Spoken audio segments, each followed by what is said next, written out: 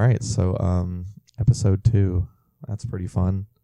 No name in particular yet to be decided. No, it's over underplayed, and I like that name. I think it came out of nowhere, but I think that it is in direct reference to everything we're going to be talking about, which is things that are underplayed but overly so. So that is the. There you go. that's the theme. There you go. There's the 3-minute spiel. That's the pitch we gave. Yeah. That is the Megan yelling at me to come up with a name for the channel, and then I said that, and then everybody was like, "Oh, that's pretty good," and so that's what it is now, probably forever. But the actual name of this episode is yet to be decided. Oh, that's the name, yet to be decided. The actual name of this episode is Children's Card Games You Never Heard Of, but are arguably better than Magic. Ooh. How about some really controversial opinions right off the bat? And we're making a second episode, which is a lot better than a lot of podcasters out there, because it's like you make one episode, then you give up forever. And burn. So I might be giving up after episode 2. Who knows? Stay tuned to find out. You never know when he's gonna give up. Make sure to keep checking back. Exactly. So what are we talking about first? We're talking about card fight or buddy fight? We can just go ahead and jump right into it on your disdain for what's happened to Buddy Fight. It isn't the same as it once was. So let me clarify with Buddy Fight, at least from my perspective. For those who don't know, Buddy Fight is a game created by Bushiroad, and it's made. Bushiroad is the same people who makes Buddy Fight and Card Fight, 2 main ones we'll be talking about today. Yep. Now, Buddy Fight, I am not very competitive in. Card Fight, I am, however. I'm sweaty try hard in Card Fight. Why Schwartz is just a fun time for everybody to enjoy. Why Schwartz is real fun. I love my Gurren Lagann deck. Your Gurren Lagann deck makes everybody that plays it real happy. Everybody who knows Gurren Lagann. Yeah, and I even told Joe about the combo where it does the spoilers from the end of the show, and he was like, I will never play Y Schwartz, and that is the best thing I've ever heard. And I was like, oh heck yeah! Oh, it was so great. So Buddy Fight. Well, the main idea of what we're talking about in direct reference to Buddy Fight is the idea of power creep. Yeah, and 100%. With Nexus Core, they recently put out a video. Like October, give or take 15th or something. Yeah, I saw it on my feed whenever I actually checked. Right. Nexus Core, great channel. Highly suggest checking him out. Yeah, if you care about anything outside of Yu-Gi-Oh, Pokemon, or Magic related. Precisely. They like both Card Fight and Buddy Fight. Yeah. Anyways, so they recently put out a deck profile of essentially the new protagonists. The new Beyblade character protagonist. The new Beyblade. What is going on with his hair? Oh my gosh, dude! It's a good time. It's swirling because of how much he spins the discs. You know what? Discs, tops. What are they in Beyblade? Anyways, they're battle tops. Battle tops. Yeah, okay. That decide the fate of pretty much everything. As it is, just like Buddy Fight. Just like Buddy Fight, Card Fight, take your pick. Anyways, so they, oh man, so many tangents. This is basically math class, but Phoenix, you know what you were getting me in, invited me here. I know. Also, this is my friend Josh. This is in fact not Joe or his wife Megan. This is Joshua. Yes, and he has opinions on children's card games just like I do. So anyway, Buddy Fight. Yeah, so Buddy Fight. Essentially, whenever I jumped into Buddy Fight, I started from the very beginning, watched the anime, and saw a bunch of stuff. I saw Card Burn. I was like, oh, I'll build it. What I'm talking about in terms of power creep is not in direct reference to Card Burn, because Card Burn is a dead, essentially very dead. It's a very dead build. It'd be as if someone from Yu-Gi-Oh tried to make a Dark Magician deck from before GX and compared that to the current like meta. Anything post GX, absolutely. I'd say even like post Synchro, to be honest, like in comparison. Yeah, I mean, yeah, you're right. I guess early Synchro was able to be competitive at least a little bit against like late Yu-Gi-Oh, because Pot agreed. Right. But what I mean by that is why I make the distinction is I'm not trying to compare apples to oranges with different seasons of cards. Cards and card games in general are going to have a natural sense of power creep, unless you do a system like Magic with the constant rotation. Yeah, which absolutely. I see the merits in. It lets them. Yeah, and Card Fight is doing that now as well. Card Fight, has done one. It's not that they're continually doing it. Yeah, there's a bit of a difference. It's more so one date where everything past the state is usable, or everything before the state is usable. Right, and we'll get to what we like about that in a little bit later, probably. Yeah, probably. But specifically with Buddy Fight, the Nexus Core video discusses a deck that can win consistently around turn 2 or turn 3 at the latest, off of skills that essentially enable an absurd number of multi-attacks and free attacks. And this is not attacking the Nexus Core guy at all for making the deck. This deck just exists. No, he said it was good, and he's not wrong. Right. It's just that, like, me and Josh both feel like because we started Buddy Fight and Card Fight both from season 1, and we saw the merits in its game balance then. Comparing it to the game balance now, it's just not fun to not play a game past turn 2. Because the thing about Miles from Nexus Core is that he made that deck and he goes to locals all the time, and he said that he's never not won turn 3. I don't know if it's that he's never not won turn 3. I don't remember exactly. Yeah, no, he was like this deck pops off turn 2. If not, it's turn 3, and I've never had anybody like stop me at that point. Like anybody actively stop what I'm doing. I do know that one time he said, "Here's a combo you can do here's a card you can play if your main combo does not win you. However, I have never not had my main combo win me the game." Yeah, absolutely. Now, I think a distinction in that, because I understand that combos can be very, very strong, and some combos can be game winning. However, those combos should take a lot of effort to set up. Yeah, there was absolutely an OTK in season 1 of Buddy Fight involving some of the earliest cards for Legend World. Specifically, it was the Fenrir deck. Because if you remember, the antagonist was going to win in one turn, first turn, but the guy had a counterspell with a free, I don't take damage from this attack, and he survived. Right. And so it's been a thing since the beginning of the game.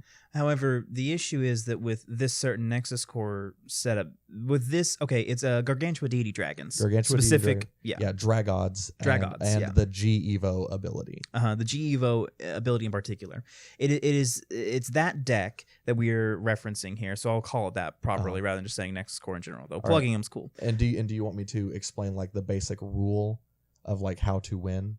And then we could talk about why it's busted. Punch them really hard. Yeah, so you have 10 health in the beginning of the game. The goal of the game is to decrease their health to 0, and you have cards that have 1, 2, and 3 damage, and more depending on skills, and you swing with them each turn and deal damage. Right. If you start with 10 health, then it's to be assumed that the game is going to go on 4 or 5 turns of you constantly trading blows, and that's how it's always been. Roughly 4 or 5 turns. Some decks more aggressive. Yeah. So sometimes, if they're aggressive, it varies. But usually you have answers for that. Usually there are things you can do to counterplay. Now the problem with this deck, and go ahead. The problem with this deck is essentially that you can make an unfairly large number of attacks. Yeah. And it's essentially you start this combo, and it's very unlikely that the opponent will live because they have not had the time to set up the resources to live. Yeah. Because like in Yu-Gi-Oh! With spells and traps to stop an opponent from doing something, you have responses in Buddy Fight, normally from hand. Yeah. Therefore, they can't like destroy your card from hand or something. Yeah, like shields and counterattacks and stuff to keep your cards on the field. Right.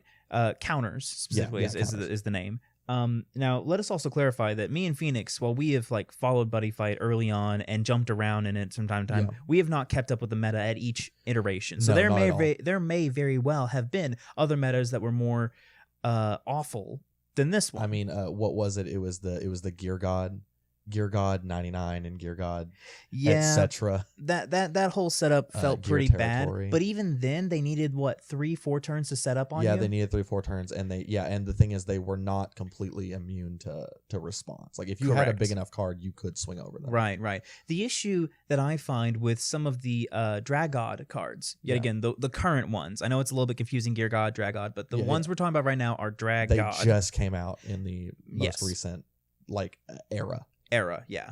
So the most recent expansion that came out, and they have cards that essentially say this. They say the this card's attack cannot be canceled, and the damage from this card's attack cannot be reduced. Yeah. And I have a tendency to dislike cards that do that. Yeah. It's Yu-Gi-Oh! Syndrome.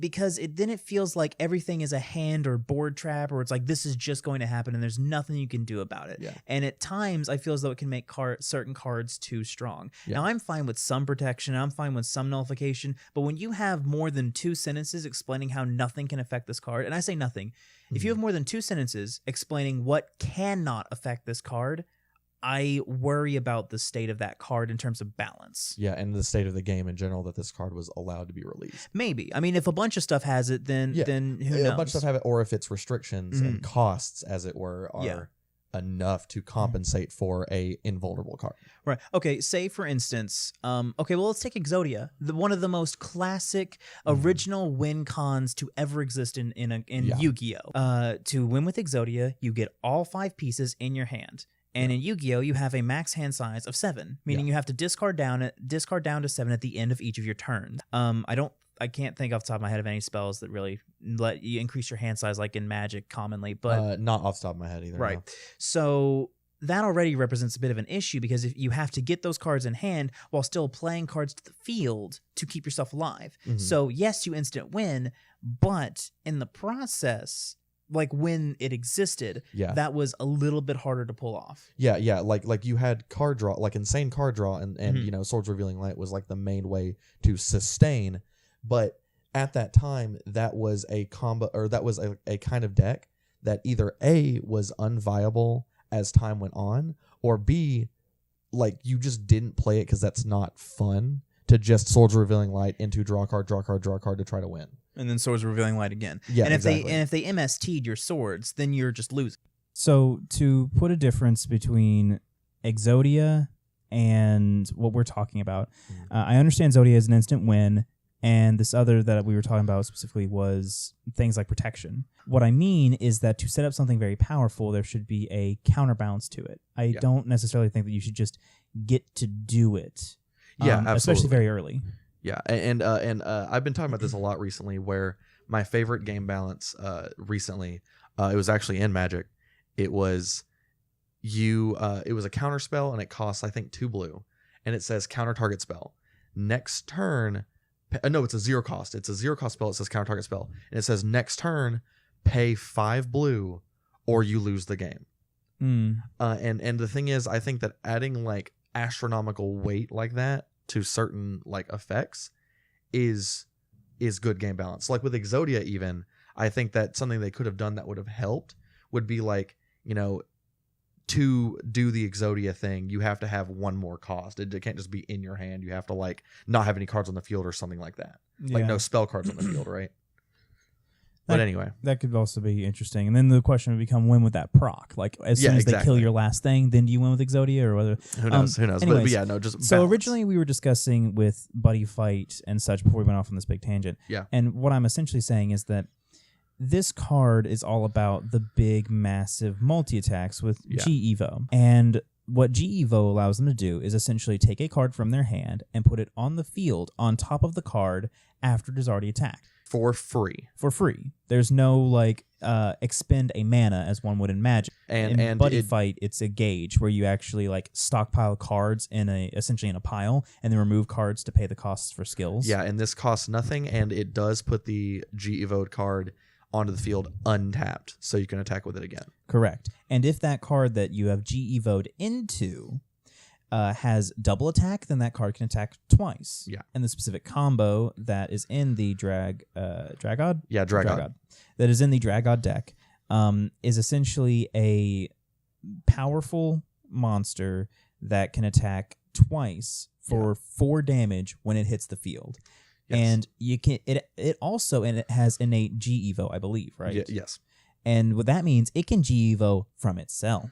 Yeah. To itself. And you can do that until you run out of cards in your hand that don't have the G-Evo ability. Yes. And now what I'm hearing is, oh, well, what if you had a counter, which these do exist. Yeah. What if you had a counter that in response taps an opponent's monster? When you tap them, they cannot attack. So if you tap them down before they attack, they can't attack multiple times a turn because of the specific wording of after this is attacked, untap it, it can attack again. Essentially, that's the way double and triple attack work. And that is a way to shut down multi-attack decks. That's a way to shut down multi-attack decks. However, there exists a spell, Shrine of the Dragod or something to that effect. Something like that, yeah. Some spell. They have a spell that has the name in it. They have a spell that enables them to then G-Evo, and this is a counter, meaning they can do it in response. Yeah. So you tap down their creature, and then they cast the spell, allowing them to G-Evo without having to attack.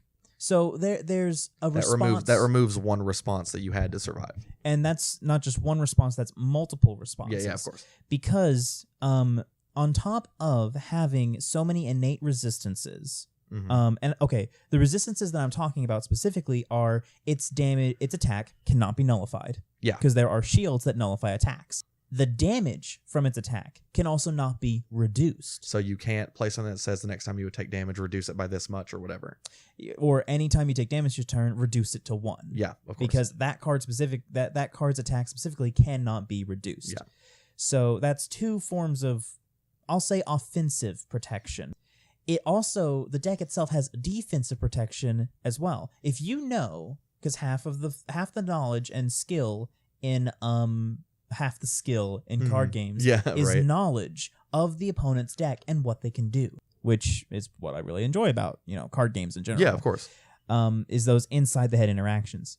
But if you know that they have a deck that has responses that can destroy your card, there is an equipment, essentially one other card for Buddy Fight that can exist on the field at the same time as the Dragods we're speaking about that can G-Evo and do all those multi-attacking. Yes. And the existence of that item on the field makes it to where they cannot be destroyed by effects. Yep. And that's an item. And that same spell, there's another spell that lets him search it out. Yes. So he only has to run that at 2 and can run the searchers at 4. And then of course every one of your G-Evo cards at 4, because why would you not?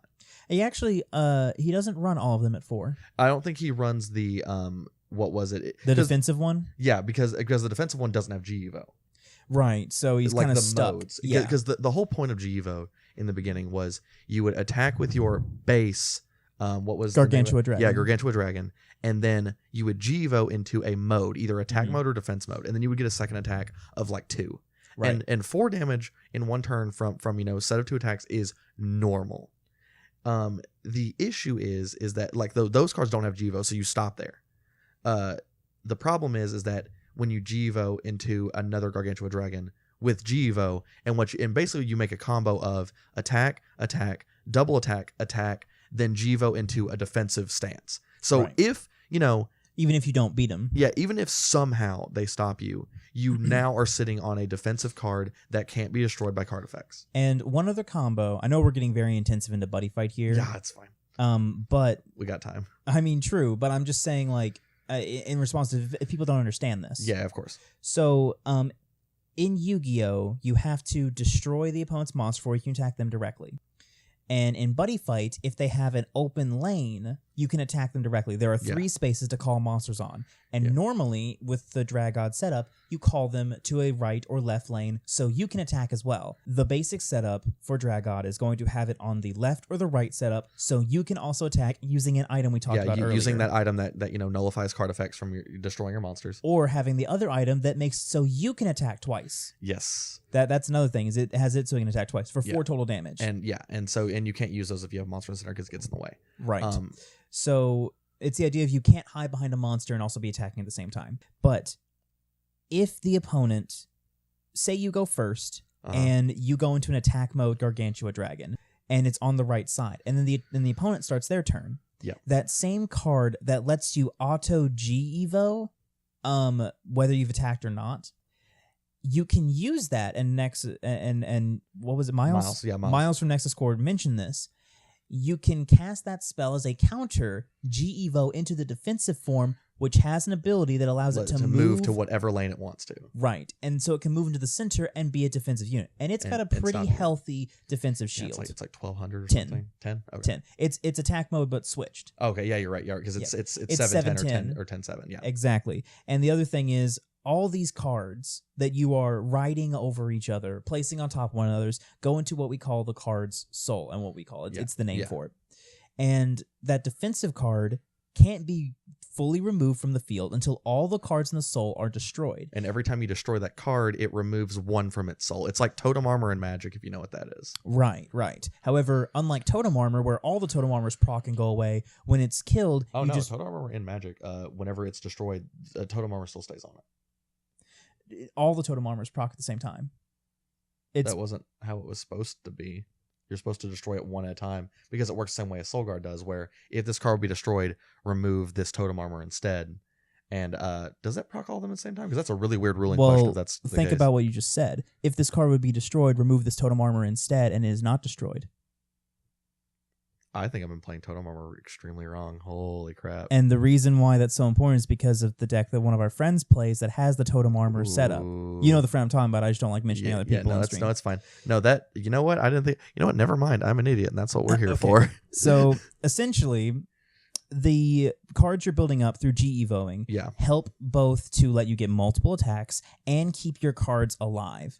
However, that's less the issue because you're killing them more times than they're getting to attack you. And that's the thing, is that like you're attacking them for like upwards of 5 times a turn, and now they have to remove that card from the field 5 times to get it to stay off the field. And there's also another card that lets you rip those Dragods out of the drop and back into your hand. Basically, so even if you removed them, you can get all of them back in hand. Yeah. So you actually trying to kill those cards could benefit your opponent by letting them attack mode a bunch of more times. So the thing, to sum it up, you have 10 health to start with. Yes. On turn 2, because on turn 1 your restriction is one attack. Yeah, 1 attack. So on turn 2 you can attack for upwards of 20 damage on a good day, 10 on a bad day, very easily. Yeah. And they're immune to card effects. They are immune to removal because you have so much soul built up. And even if you do manage to do that, they can then return those cards to their hand to do it again. It is, and the reason we bring defensive in response. And be defensive in response. And the reason we bring this up in terms of game design and in game balance is that is a level of power creep that like so it was like jarring that me and Josh start from the original season. And we see all these cool card combos that can be stopped pretty easily by having defensive cards in your hand, and then now we suddenly jump back in, look at a deck profile, and it does buddy fight so good that it's tier 0. I'm not even sure if it actually is tier 0 in the current meta. I have no clue, to be honest. I imagine it's probably very good because I know that Gear God was tier 0, and so that just seems mind blowing that kind of power creep would be allowed in a game that isn't even that old. Well, essentially, the issue that this represents here is that the only way to make it so, okay, now this is the issue, is that this power creep is feeding off of itself. Yes, of course. Where do you go from here? You're killing on turn 2 consistently. Yeah. Where do you go from here? Do you throw in more defensive options into the game? Do you and how can you do that with the way that Buddy Fight is currently set up? That's the thing, is that so many cards are free anyway. Like defensive cards are free, and all the stuff that could save you is free. The only stuff that isn't free is the stuff that can actually save you from this free G-Evo combo. And the other thing is that, yes, they can always come back and say, hey, we limit or ban these cards. Yeah. But that's vehemently bad for the individuals who bought those cards. Yeah, because how this deck is constructed, there isn't just one card that busts it open. Everything about this deck supports the busted G-Evo mechanic. Mm-hmm. As well as some old cards. Yeah, absolutely. And the thing is that something that I was thinking would have just stopped G-Evo from being that good, 2 things actually, is once you attack, the G-Evo card comes in tapped. That'd be the first thing. Because then you just go into a mode. And cool, whatever. Yeah. And maybe the mode could even say untap this, it gets an attack. But don't let G-Evo come in normally untapped, because that's busted. The other thing is make it cost 1 resource, 1 gauge. Yeah. Because you start the game with 2 gauge. So you can also build the gauge via different skills. Yeah. But oftentimes you'll have anywhere between 3 to 6 gauge. Yeah, 3 to 6 gauge turn before 2. You've been using up a bunch of skills that require gauge. Because certain cards, even the initial Gargantua Dragon requires to spend 1 gauge to call the card, i.e. summon it. And so you pay 1 gauge to get 5 attacks. And the thing is, if G-Evo had a cost of 1 per time you G-Evo'd, you would go into your turn 2 with 1 gauge because you spent it playing Gargantua. If you did this thing that you can do in the game. Would that even balance it, though? Because if you're talking about having 4 gauge and they have cards that let them gauge stuff. Well, that would be the thing, is that they would have to play cards to put gauge in it, which means there'll be less space in the deck for defensive cards. And then when they popped off, if you somehow survived, they would be completely out of gauge. And then you just beat on them. And you also have a hard defense. Well, they have a hard limit on the number of attacks they can get. Essentially, exactly. That's fair. That would be something. But as it stands right now, it looks to be very pendulum era Yu-Gi-Oh, where there is a You just get to do stuff for free. Yeah, it's a set that is dominating because it gets to do stuff for free. It gets to bring however many cards of the extra deck it wants to, essentially, and destroy the game. And with Yu-Gi-Oh, they did Link Monsters, which fundamentally slowed it down. I mean, obviously there's Link Monster spam now, but that's it's a whole nother issue. It stopped Pendulum decks from being tier 0 constantly. Right. I'm just debating on how do they. This is just a discussion about power creep, and when it is hit that point that I think becomes too strong in these games that don't have the innate rotation, like Shadowverse or Hearthstone or Magic or Pokemon, etc. Yeah. Well, does Pokemon have rotation? Yes, it's just very slow rotation. Okay, gotcha. Yeah. I had no clue. Yeah. So that's the overall idea of power creep. If our stance on power creep, and when something becomes too strong, when it doesn't. This is very general to sum it up, but if it doesn't have enough counterbalances, if it doesn't have enough costs to be that strong, then it's naturally too strong. Or if it has over easy consistency, and I'm fine with something being strong, but I don't want something to be so strong that the opponent doesn't get to play the game. Yeah, absolutely. As soon as it's you don't have these cards, well, you don't get to play this game. That is whenever power creep has gotten to a point where it's like you've invalidated all of the cards that you spent money on in the past. And yes, you can play cubes or you can play stuff from a certain era and be like, okay, we're only playing up to this set. But whenever with games like Buddy Fight and Card Fight, which are games where you're already playing them locally anyway, and the reason that people want to play them competitively is because it's not as oversaturated as Magic and stuff like that. So it's easier to get to events. It's easier to be competitive. But when this power creep is introduced, you're basically saying pay this much money for this broken deck to be competitive at all. It's counterintuitive to how small the game is. You don't want to power creep a game that is this small because that can kill it. It really can. True. It's what the happened. Whole reason why Card Fight rebooted.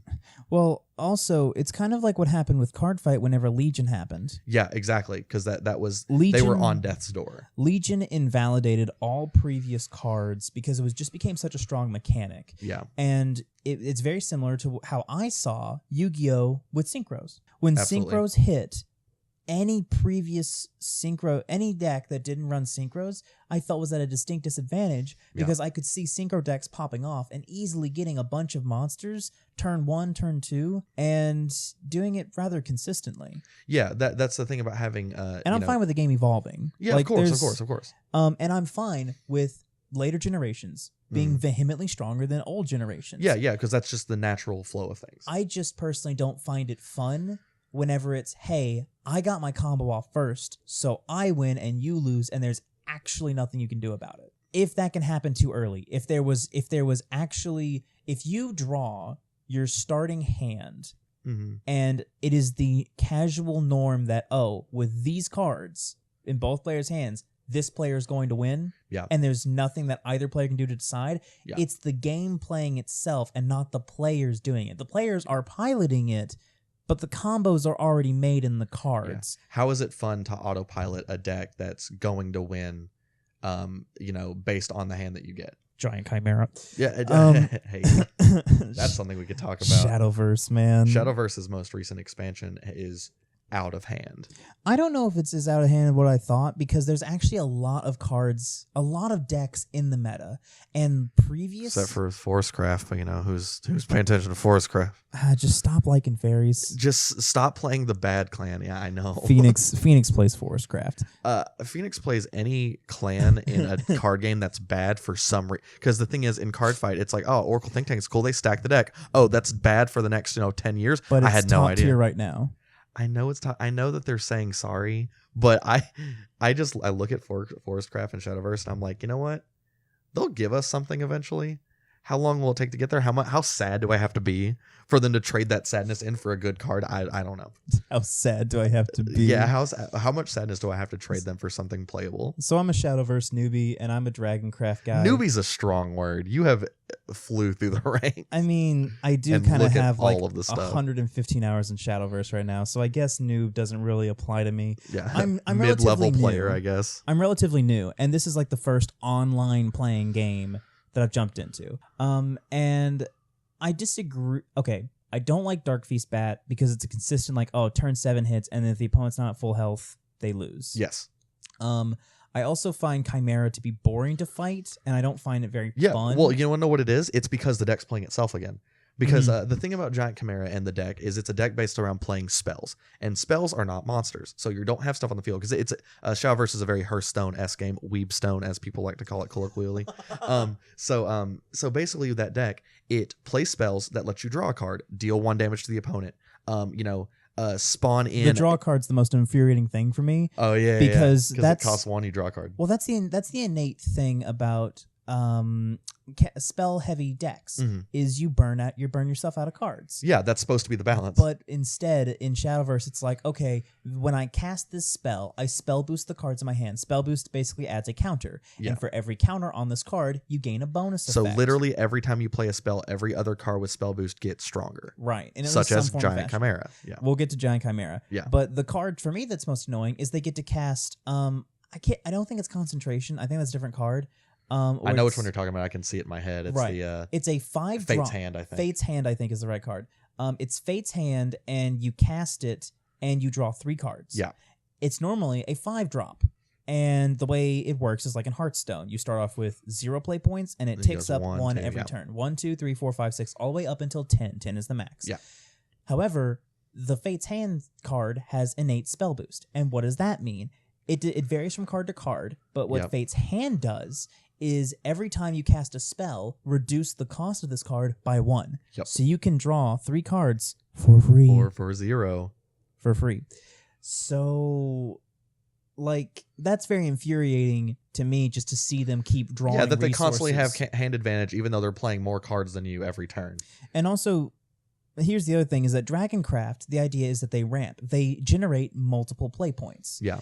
And they are a green deck. They are a green deck, only it's more permanent. It'd be as if they kept ripping lands out of the deck and slapping on the field. Yet again, green does that, but more so than not, they have creatures that generate that. Yeah, no, of course. So the play point ramp puts you like a turn or 2 ahead of the opponent and lets you get out really big monsters very quick. But here's the thing. There's plenty of cards in Rune that, well, okay, here's another one, Fiery Embrace. It is an 8 drop. That spell boost, same thing as Fate's Hand. Every time you cast a spell, reduce the cost by 1. Is that the one that destroys a monster? Okay, yeah. So numerous times I've ramped, gotten a big heavy card out, and they've destroyed it for 0. And when they destroy it for 0, that sets me back 8 play points, and they still have every other card that they can do in their turn. It's like, oh, that's funny that you got ahead 2 turns. Let me just go ahead and stop you 2 turns to put you back to where you're at. And then that does nothing but boost the rest of the cards in your hand to where now they are so far ahead and you had no idea. So the other thing is that Giant Chimera, the card we're talking about, is a 9 play point card with spell boost. The spell boost affects its fanfare, and fanfare is a skill that activates when it enters the this battlefield. card. Yes, when this card enters the battlefield. Yeah. When Giant Chimera enters the battlefield, deal 1 damage randomly. Divided amongst the enemy followers first. Yeah. And it is random. And then, if there's no followers, deal that damage to the opponent's face instead. You have 20 life in Shadowverse. Giant Chimera's spell boost increases that damage by 1. So if you start with Chimera in hand, you will continually tick it up until it can do like a pool of 20 damage divided amongst. So first, it's like a tsunami. The damage hits all your monsters first and then travels to your face. So that's like, oh, well, just kill them before that happens. We've talked about why that's kind of not easy because they can clear your field. Yeah, because they have a card in their hand to deal 1 damage to a card or destroy a card or deal 1 damage to you or spell boost, deal 10 damage to 1 creature and draw cards to get their answers. And draw yes, exactly. And so by that point, you haven't been able to keep enough creatures on the field to A, soak up the damage that's given to you by Giant Chimera, and B, deal them any damage at all. Right. And in the most recent set, they included more spell boosty cards that can heal them, as well as summoning cards that have ward taunt for taunt for Hearthstone. Yeah, for Hearthstone. You have to attack. You have to attack the monster first before you can attack the opponent. So that can prevent. Boy, that's infuriating. And that card is Truth's Education is more balanced than what I initially thought, because the random spin can be very difficult to get around for them. Yeah, absolutely. But I will say this much. It is infuriating as a Dragoncraft player who plays Storm and plays just like early aggro, trying to hit them for face until they die, to see them pop a heal for 8. Ooh, and there's I will segue that into something else after we're done with Giant Chimera, because Bloodcraft has a fun card that I'm sure you remember. Floros? No, Floros is actually fine in my opinion. I'm talking about good sir. I'm talking about good sir. What is it? It's like Descent into Madness, I think is what it's called. The deal 4 damage and then recover heal 8. 8 next turn. Yeah, no, busted. But anyway, other than that, you're just gaining 8. Yeah, you're gaining 4.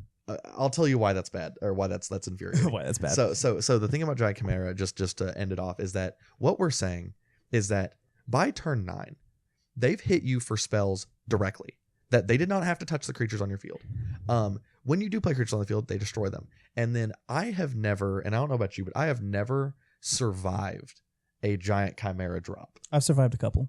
You've tried a couple? Okay, yeah. I've never once stayed alive. The only way that I've survived a Giant Chimera is when I forced him to play it early. I say early. Yeah, they still hit the 9 drop. Yeah. But say they draw a Chimera later in game, they don't have it early in hand. And they don't have it spell boosted enough, right. Yeah. So the issue then is that they can't quite hit you for lethal. Normally they'll hold on a Chimera until they can hit you for lethal. But as dragons, I have big beefy boys. Yeah, big beefy boys with lots of damage. So they have to kill them. And I have so many that they can't respond to all of them. They just stop. The storm is haste. Storm is haste, can attack as soon as it comes out, blah, blah, blah. Yeah, they're big boys. So they have to respond and kill these things, or even just a 7/7 ward, because Dragonplay Warrior is low-key very good, yeah, honestly. Fair enough. Like, I have some videos to show you later of me winning against Dark Feast Bat with it.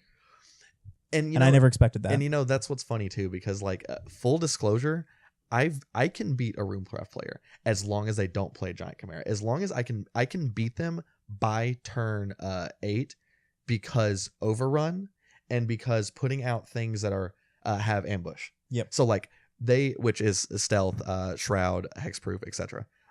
Can't be targeted by spells. Yeah, can't be targeted by spells except for yours. Mm-hmm. So I've done it. What I can't beat is Dark Feast Bat. Because I think Dark Feast Bat is turn 8. 7. Is it turn 8? Yeah, it's too fast. That is the only reason. And Dark Feast Bat, what does that do? I think it deals damage directly to you based on how many times they've pinged themselves. It deals damage to an enemy. Enemy being the opponent's monster or the opponent. Themselves. Yeah. Right. Deals damage to the opponent or an opponent's monster equal to the number of times they've pinged themselves that match. Yeah. So the thing about Bloodcraft is that their whole mechanic is they hurt themselves to put stronger stuff on the field. That's the trade-off. That's why Descent into Madness, I believe that's what it's called, is so infuriating, because it's like you're hitting them, they're hitting themselves. Cool. Now suddenly they drop this thing that does 4 damage to them, and then they drop a thing with ward. And so what you do is you play a card, you find a way to destroy the thing with ward, you hit them for like 2 maybe, and now they heal up to 8. And then all of their other cards, it's like they have another card that says when they deal damage to themselves, heal 1 damage. That's Demonic Ram, and while it's on the field, whenever your leader takes damage during your turn, heal 2. So they can actually net plus health. However, that's a big target. I don't see Ram as much of a big issue because it's also still only during their turn. No, it's not. It's just that with the new set, it specifically counters your deck. Yeah, you're right. And Dark Feast Bat is just fast and deals with a lot of people, but I think the card that is in the meta, one of the biggest issues is Florus. Yeah. Absolutely. Yeah. It's not as big of an issue for you because Bat is the biggest issue for you with your Forest Craft deck. Yeah, because I can just turn that thing into a fairy. It's like that's cute. It's a fairy now. Right. And so what Florus is a 5/3 with a new skill, Invocation. Mm-hmm. And Invocation rips a card from the deck once certain conditions are fulfilled. Yeah. And so in this case, Florus is a 5/3 with last words heal 3 damage to your leader. So because healing is something they needed. Well, honestly, if there's ever a deck to have it, it definitely needs to be them. Yeah, it just does it too much. That's besides the point. Currently, there's a bunch of stuff that does it, but I mean, honestly, when you have Storm like Ozzy and also you have Galmew, I understand why they have so much healing. Yeah, because Galmew is insane. Yeah, I totally understand. Anyways, Galmew is a Dragoncraft card, and it can, when it takes damage and has not died, it will hit 3 damage to a random enemy follower and 3 damage to the opponent's face. Galmew, busted. It is very busted. But Florus. So the thing that makes Florus busted is its invocation cost. It requires you as the Bloodcraft player to have hurt yourself 4 times in a turn, and you rip one out of the deck. There are a bunch of 0 cost Restless Parish, Gift of Bloodkin. Yep. And even the 1-drop girl who, when she swings, deal damage to yourself. Yes, that's the new. That's a new card. Also, Scorpius. Yeah, that's the one two bane. Scorpius, that I didn't even think about that. Like I've seen at the it constantly. Time. Yeah, no, I've seen it constantly. I just didn't think about that. Being it wasn't a in the part meta of at the time. Yeah, absolutely.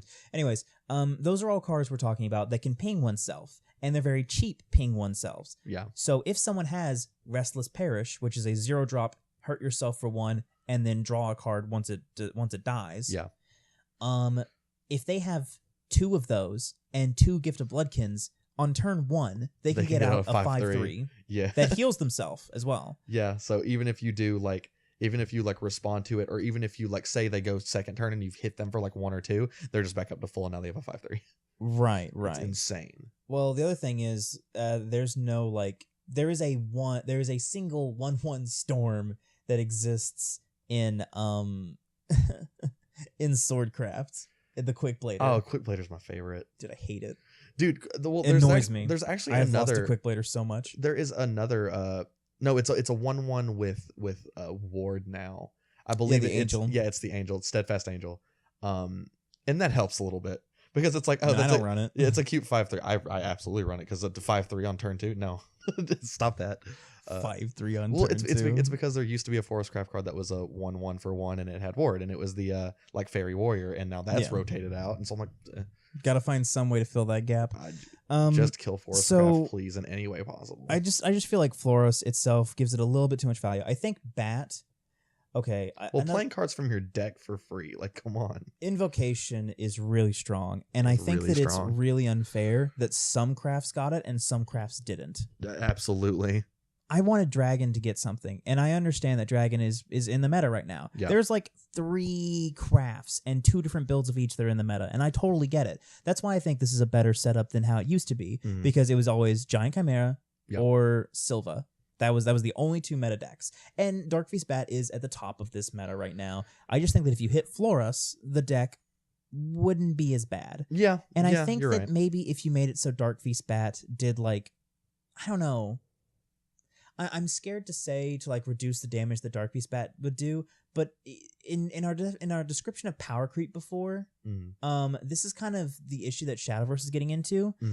Everyone hated Giant Chimera because it could kill you from hand. Yeah, and there's nothing you could do. Yeah. And the whole deck worked towards doing that, and the whole deck is literally built around it. The whole deck and just playing a deck worked towards it. It wasn't like it was a hard thing to do. You just autopiloted the deck. And then the opponent could either kill you before it happened or they couldn't. It was as simple as it happened. And then on top of that, people hated that and they hated Lindworm. Lindworm was... It's been a long time since I thought about Lindworm. It's way too slow. Yeah. It's vehemently too slow because it's a 10-drop. And depressing. Same with Zoe. Zoe now is too slow. And Zoe is one of the... I tried to build a Zoe ramp deck to survive Darkfeast Bat. And it just doesn't happen. The only way that you could get Zoe to work is she's an 11-drop. And you're like, but Josh, you can only get up to 10 play points. Zoe has the skill. You pay 1, pop her into the deck, reduce her cost by 1. Yeah.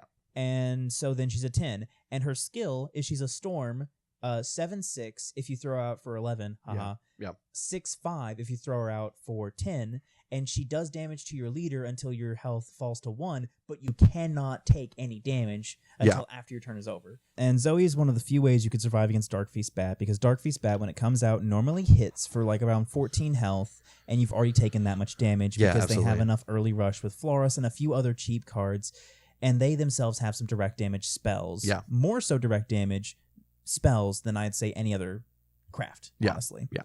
Anyways... Zoe is too slow, and there are cards that can reduce her cost from 11 to 10, so you can then play her naturally.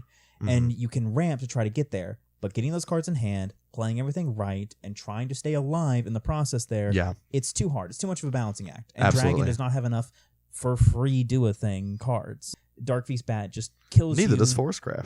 Yeah, true. True. Of course, Current Forest is all about setting up an ambush and casting that legendary that then takes their health and pitches it to 6. That is the meta, and it's really sad. So I think that to summarize it, because basically we've just seen a bunch of different card games that we really like make really questionable decisions in terms of game balance, and it's really concerning, just because it's like, for the longest time I quit Magic just because I went to a pre-release and how the game was played and like the mana system, which I am vehemently against, but that'll be for another episode. Please invite me back for that one as well. Yeah. Part 2, if you will. But that I was really tired of losing based on something outside of my control that I can do nothing about. And then I jump over to Shadowverse and Cardfight, and I watched the first episode of Cardfight the anime, and it feels like I'm watching Yu-Gi-Oh! Again for the first time when you're like 8, and I was really giddy and really excited to play this new game, and it was great for the longest time, and then it got out of hand. But the difference is that they rebooted the whole series to rebalance the whole game, and it's great. I highly suggest checking out Cardfight post reboot. Standard format is what they call it. Yeah, standard is what they call it. But now I'm seeing Buddy Fight do things that, deal the entirety of the opponent's health in turn 2, and I see, Shadowverse deal the entirety of the opponent's health, turn 7 or 8, whenever, their good card might be turn 9 or turn 10. It's just really... it's just something that card games don't need to do if they want to stay alive, and it weirds me out that this kind of power creep has always existed. It's happened in Magic, it's happened in Yu-Gi-Oh, it's happened in Pokemon, and people just miss it. Yeah, well, I don't necessarily think that's the idea that people miss it. It's the fact that it's a very difficult fine line to walk. Yeah. I mean, they're trying to design cards that are fun, exciting to use, and get people excited. And are evolutions of the older cards. Exactly. You see a new card that's powerful, and you're like, yeah, I want to use that. Yeah, I want to give them money and buy these things. Yeah, absolutely. And it's a balance between greed and proper game balance. Yeah, it's literally a balance.